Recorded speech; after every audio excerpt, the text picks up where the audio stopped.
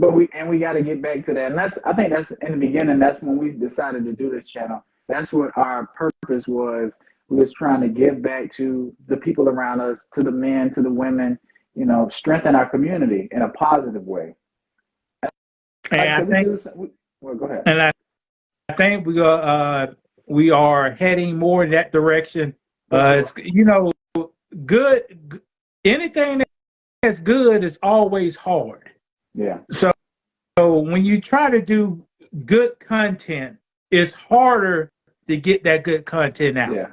So me and Brandon probably did some, I don't know, some content we probably shouldn't done just a little bit, but not to an extent, because the reason I say that just because people take things a certain way and they'll miss the message you're trying to say, looking for what we may feel about, because some people have prejudged feelings about what you're going to say before you even say it, before you even broach a topic. So like I say, I like how you say things. I like how I say things. We're raw, we're real. We don't hold hands or sugarcoat stuff sometimes, and people can take it the wrong way. So I think when we do the gossip stuff or the trendy stuff, it's a little, you know what I'm saying? But when we have stuff like this, when we're building about saving and just getting back to the basics, going off what the Bible says, going out there as a man, conducting yourself as a real man in this world, I think that's when we're really, running in stride and in our lane that we need to be in. Yeah, but those videos don't get no hits, so. But right. That's why I say it's hard. It's hard to be good. It's very hard to smile. It's very easy to frown. So that's why most people are mean, because it's easier to be mean. To be nice, I have to think about, I'm not going to curse you out right now. I'm going to stop and I'm going to say something nice. Right. That's hard. Or just a plain old curse out. That's easy. Yeah. What you doing? What you doing? What you doing? Say something nice. Now you got to think, what do I like about this person? Oh, that's a nice dress you have on. Yeah. Oh, I like that. See, you have to think. But does it cost you anything? Yeah. I think sometimes people. Okay, go ahead. What do you think it costs you? It's harder, Brandon. You have to use the noggin. It's harder. I hear you. It is a little harder, but I think people think it's just easier to be mean. It gets you further being mean, because I think, especially when it comes to online stuff, people only respond to negative comments sometimes. So people are more driven and more pushed to be negative in comments or to each other. When if you give somebody praise, it may get overlooked. You see what I'm saying? Yeah, you're right. I do get entertained by negative comments in Facebook. Not just you, but stuff. Yeah.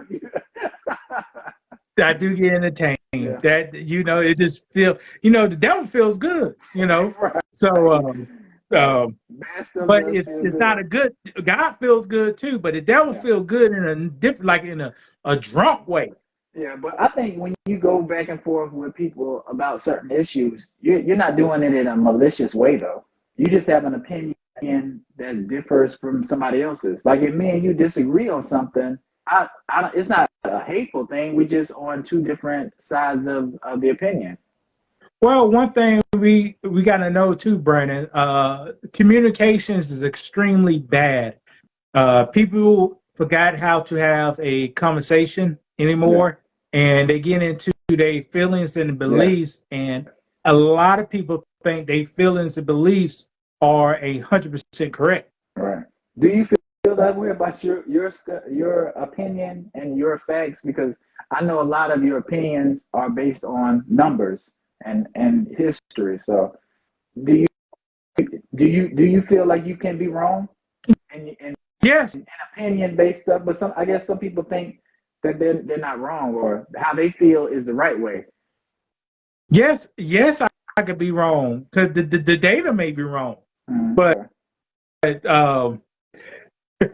usually now I'm usually wrong if I have to re-quote a verse, but I'm not too much wrong in other stuff, because if I don't know nothing, I don't say nothing.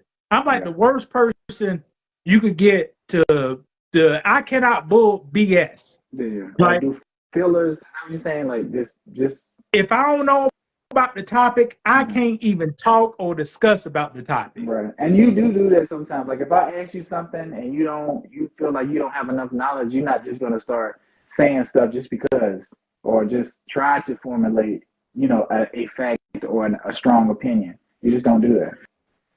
Because I have nothing to concrete it. Yeah. Unless I speak on my experiences, but my experience is what they call is anecdotal. So it's with me. What does it mean? You know? Yeah. So I like to speak on like broad stuff. Like I was thinking about this today. I said, if you don't see a drunk or a crackhead in front of the Dollar General, I ain't know. That Dollar General. See, that's my experience. Every time I go to Dollar General, I can see somebody who about look like that. Right. If it's a drunk, it's almost the employees be looking kind of drunk. Right. And I went upstate. I went to New York one weekend and Philly the next. And it's a different experience compared to living in South Carolina. It's similar, but it's different. There's a lot of people with mental issues, drug problems, alcohol problems. So, you will see a lot of characters hanging around a Dollar General or a gas station or just some of those places. They're not necessarily going to be in front of Starbucks because the police are going to push those people out of those certain areas. So that's just how it goes. And look, well, Brandon, I'm talking about my experience Dollar General in South Carolina where I see those people. Right, but you'll still see them. But if you go to a Dollar General somewhere else, they're still there, but it's maybe times 2 or times 3. Yeah, if you go down, if you look at, if they got the mouthwash under lock and key, right. They got the soap under lock, toothpaste under lock and key. You know you in one. Right, rough areas, right. Yeah, you got to call. Yes. Go ahead, I'll let you finish. Go ahead. You got to go to the front. Let me get one of them ties. See, here's the thing. Let me get one of them ties on loud 8. Then they got to go back there and get it for you. Right.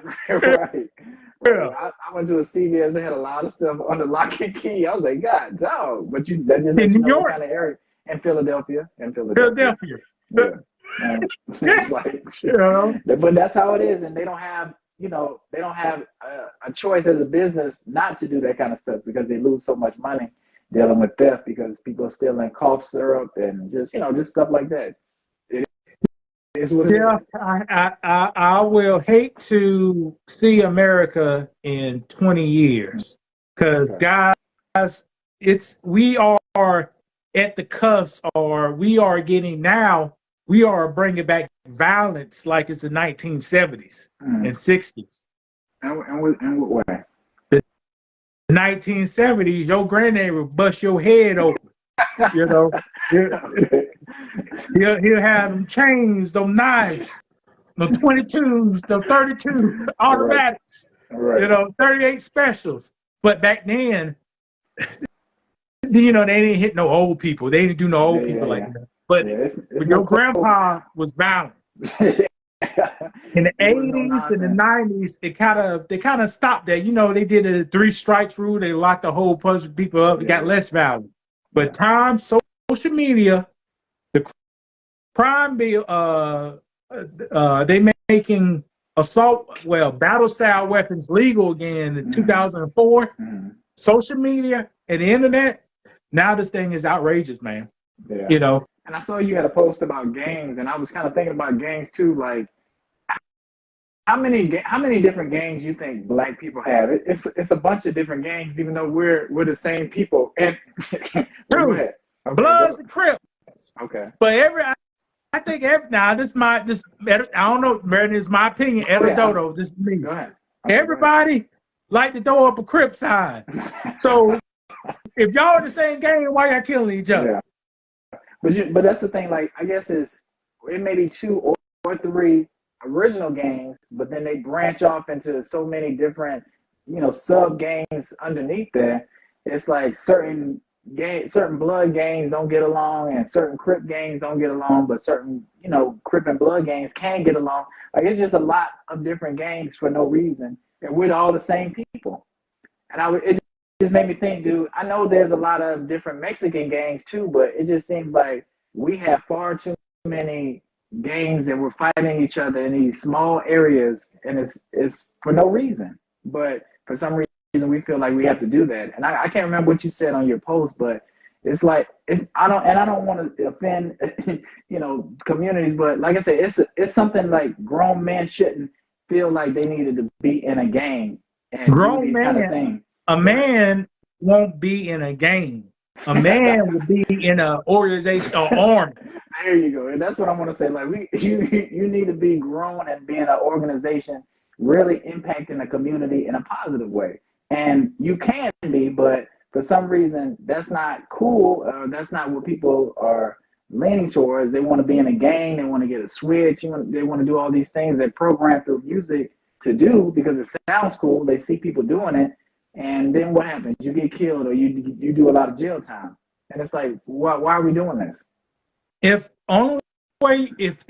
you want to be, if a young man, they want to be in a gang, try to be like a gang like the police department. That's the kind of gang you need. That's the kind of gang you need to be in. Okay. Rules and regulations.